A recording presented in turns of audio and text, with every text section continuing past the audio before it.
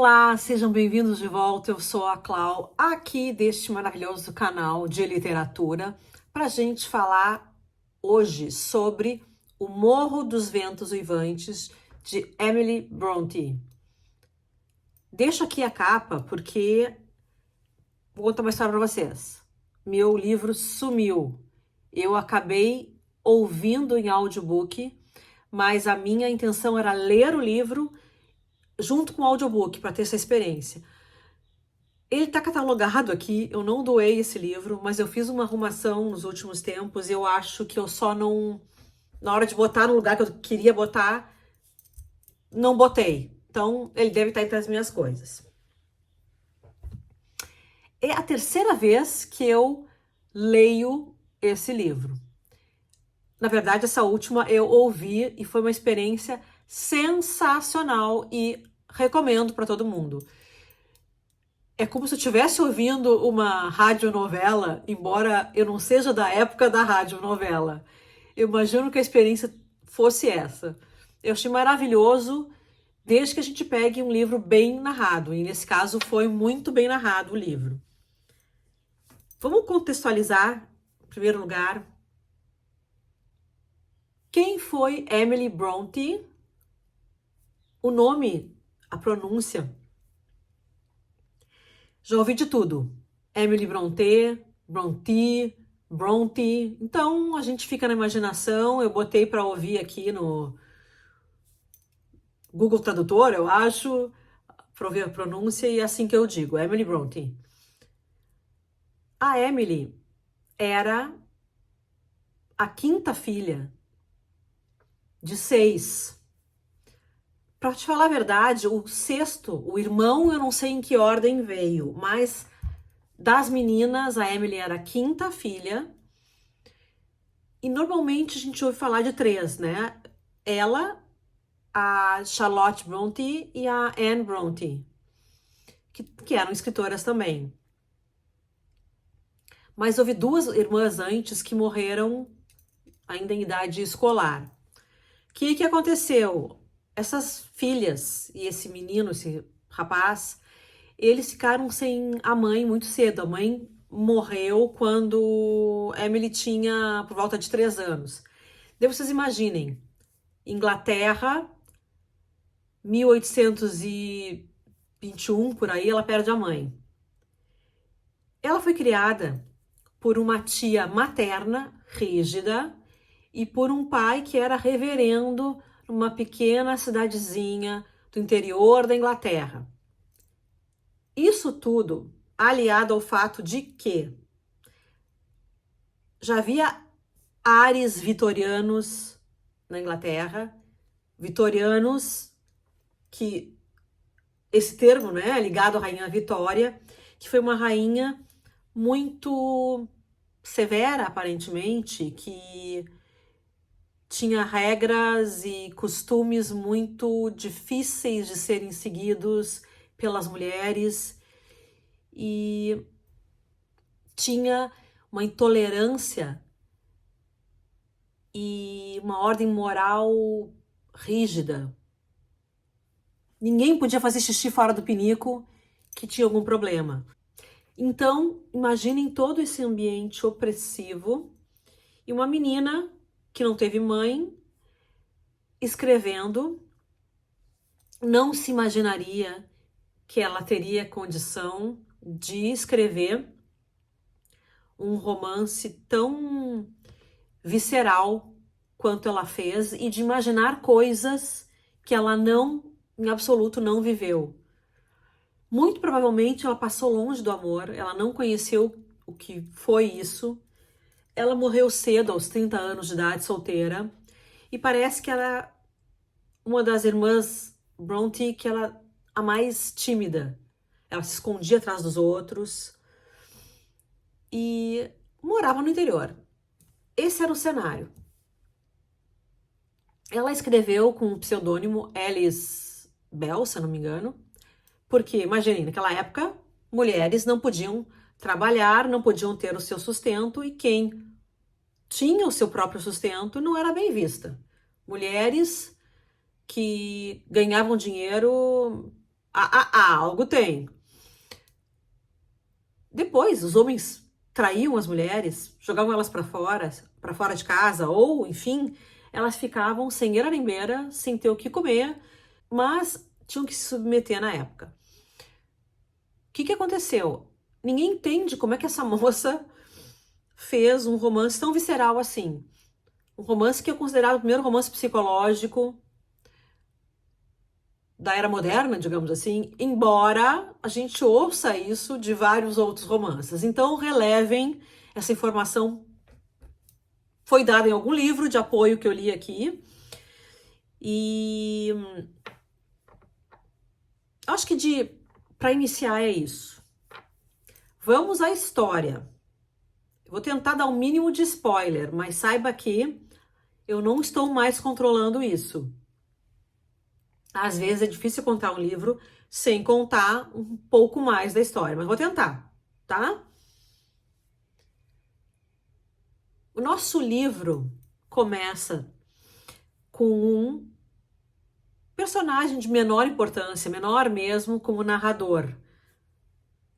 Ele é alguém que está locando a chácara próxima à chácara do Morro dos Ventos Uivantes.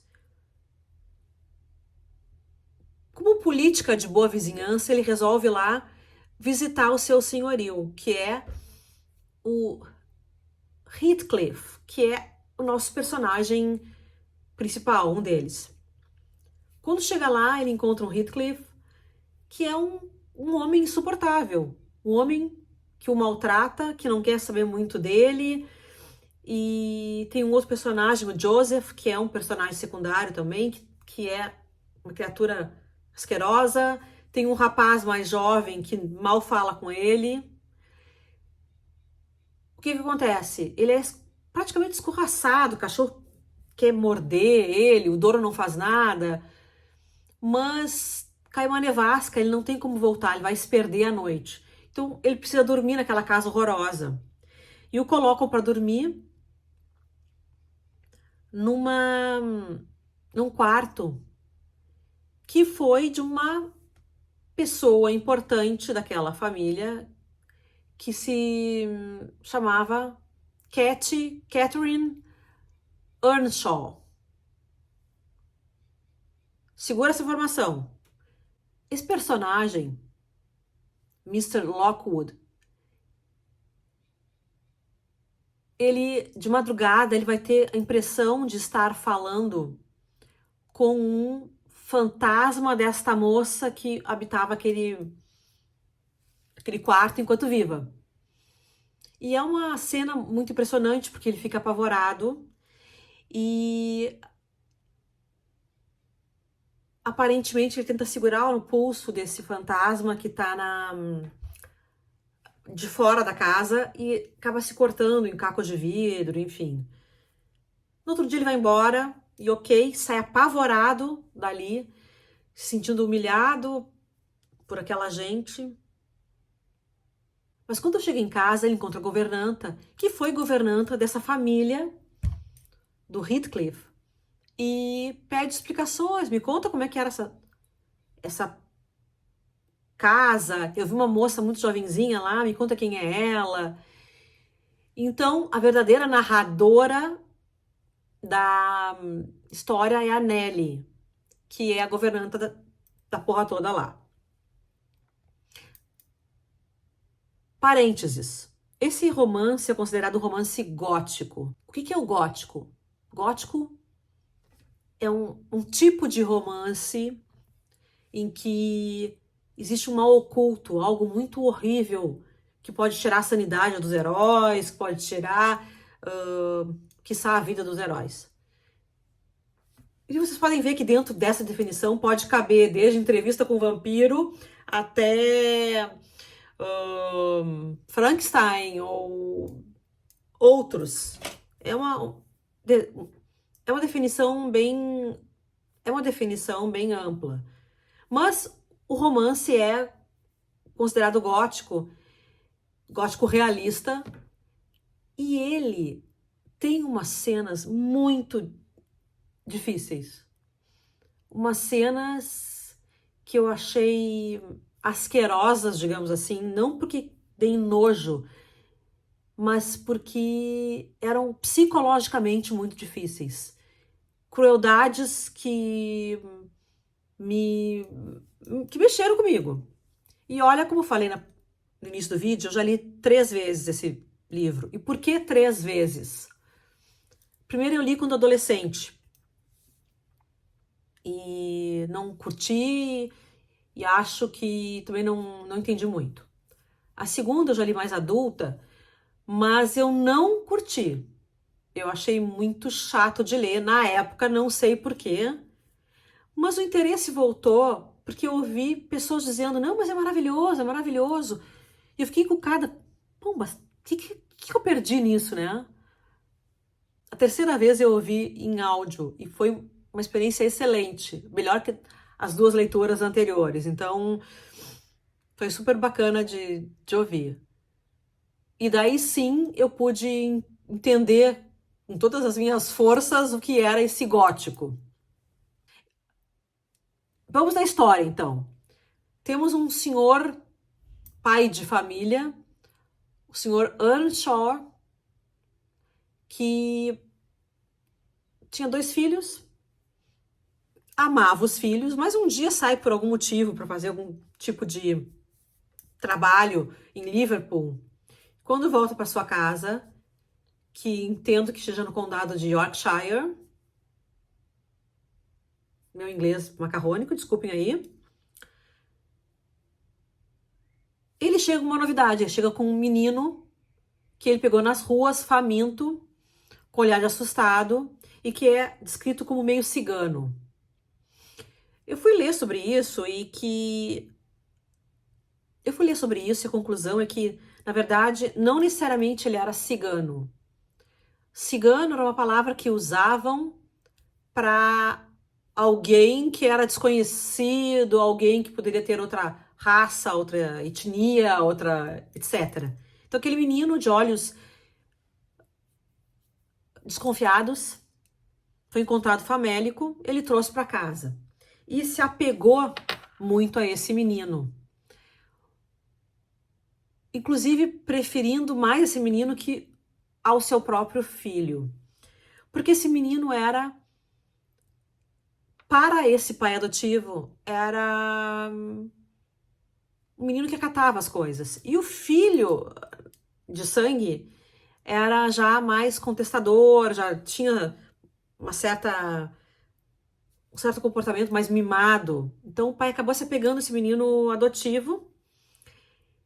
E esse menino adotivo se deu muito bem com a irmã adotiva, que é a Catherine Earnshaw.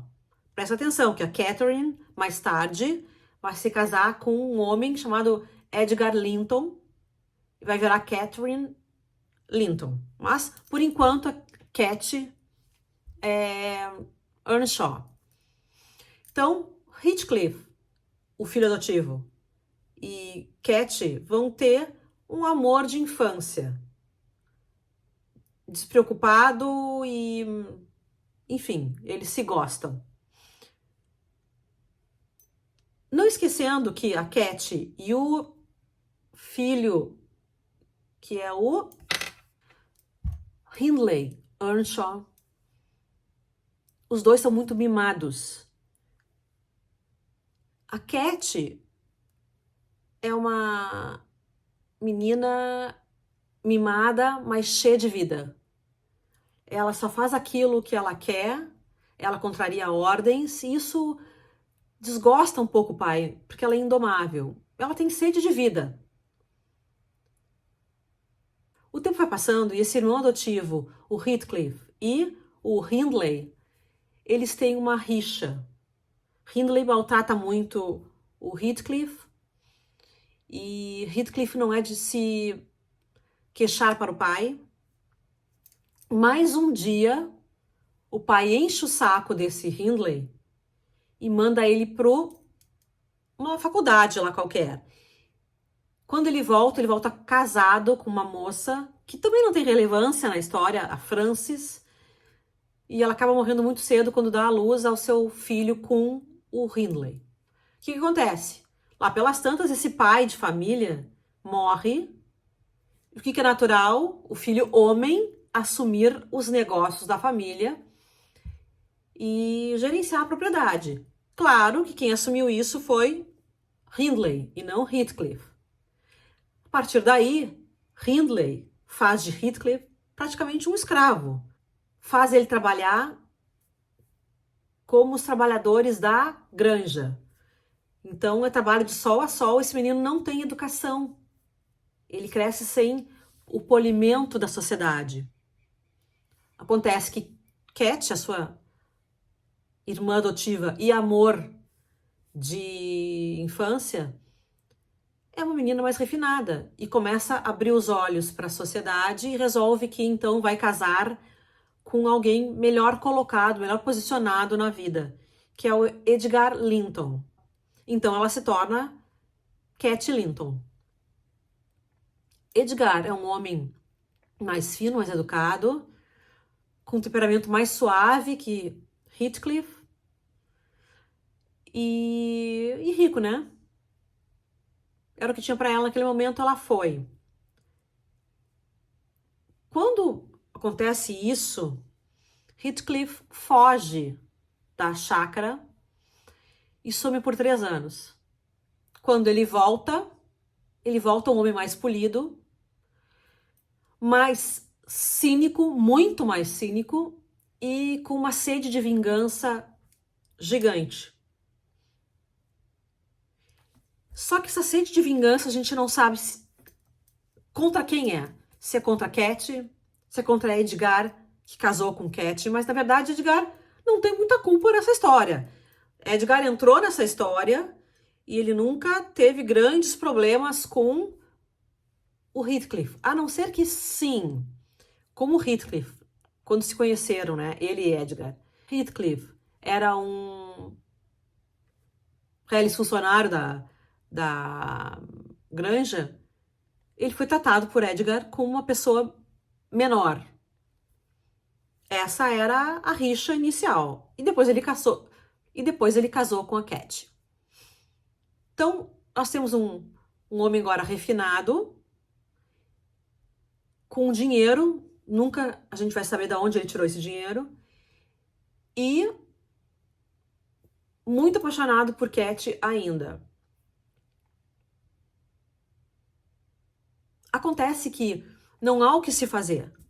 Cat está casada e não demonstra que vai querer se separar do marido para fugir com ele, nada disso. Aliás, o romance não é dito muito explicitamente. A gente não ouve um para o outro dizer palavras melosas, etc.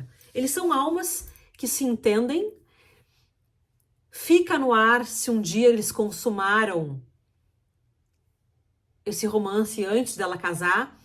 Na verdade, eu ouvi um comentário desses num livro de apoio. Mas a gente lendo o livro, a mim não pareceu nada com isso. Não me parece que eles tenham consumado carnalmente esse romance. É toda a história. Capitu traiu Bentinho ou não? Não saberemos nunca, né? E nesse livro, Morro dos Ventos Uivantes, não saberemos se houve a conjunção carnal entre Heathcliff e Cat. Quando Heathcliff reaparece, para se vingar de todas as formas possíveis e imagináveis, ele resolve se casar com a irmã de Edgar, ou seja, a cunhada de Cat. Cat, ela avisa essa moça que o homem não era de... Cat avisa essa moça que o homem não era flor que se cheirasse. Ela compreende muito bem a alma dele, ela compreende que ele é uma pessoa complicada, difícil e que não vai prestar essa coisa toda. Mas a menina também é uma menina mimada e fogem para casar. Resultado, esse homem maltrata demais essa Isabela, não quer saber dela, mas eles, em algum momento, eles consumaram o casamento e ela engravida. ela consegue fugir dele depois de algum tempo e vai ter seu bebê longe desse homem horroroso. Ok, imagine que vai passar o tempo. Acontecem duas coisas. Acontece que lá atrás, quando houve a morte da mulher de Hindley, o irmão de Cat, ela deixou um bebê. E esse bebê é negligenciado pelo pai, que se afunda na bebida por saudades e amor a esta mulher que morreu prematuramente. Então, ele é negligenciado. Quando Heathcliff volta a morar na granja, ele incita a bebedeira deste homem para que ele beba, jogue, ele era viciado em jogo, perca dinheiro e Heathcliff financia então o jogo para esse cara. Olha, o que acontece? Obviamente que ele consegue tomar a casa desse homem. Então Heathcliff se torna dono da casa do Morro dos Ventos Uivantes. Passam-se 13 anos, 12, 13 anos, estão morando na casa. Heathcliff, Hindley, o filho de Hindley, que é o Hareton, que é o menino que cresceu sem o amor do pai e sem instrução. E Heathcliff faz questão de deixá-lo sem instrução mesmo, para que ele seja um nada, para que ele se vingue daquele Hindley que o maltratou e o tornou como um funcionário da granja e não o tratou como irmão. Então Heathcliff maltrata esse filho de Hindley que cresce sem instrução, sem saber ler, sem saber escrever e etc. Só que esse menino, por algum motivo ou outro, idolatra esse homem, porque não vê no pai uma figura paterna, e sim nesse homem que tanto o maltratou. Por essa época, chega na casa de Heathcliff o seu próprio filho com a Isabela, que tinha fugido, se vocês lembram, e tinha tido um filho longe.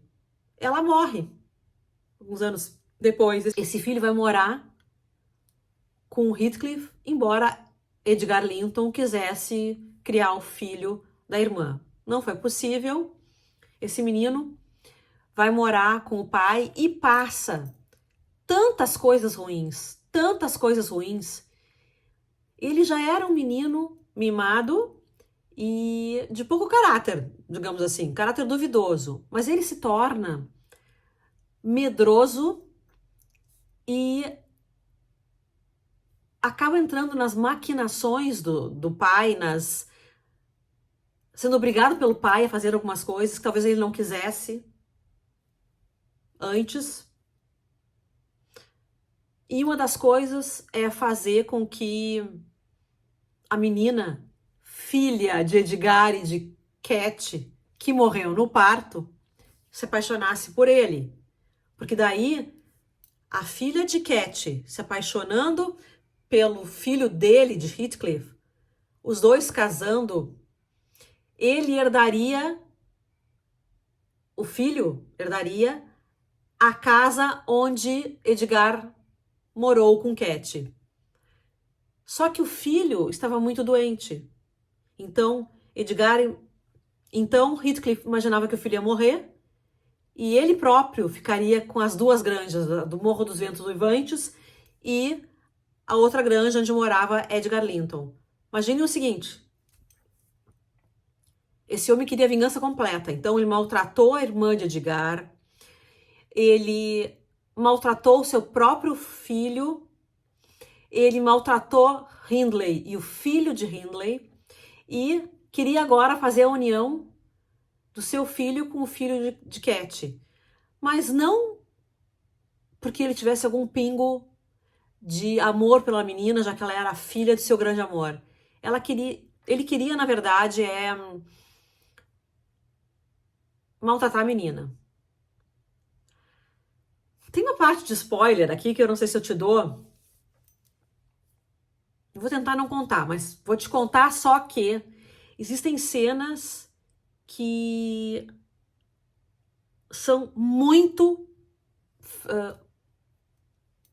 agressivas, são de uma maquiavelice inacreditável, atroz. O romance é forte, é pesado. Eu acho que eu posso parar de contar por aqui. Só quero que você tenha em mente que se trata de um caso de amor e de vingança.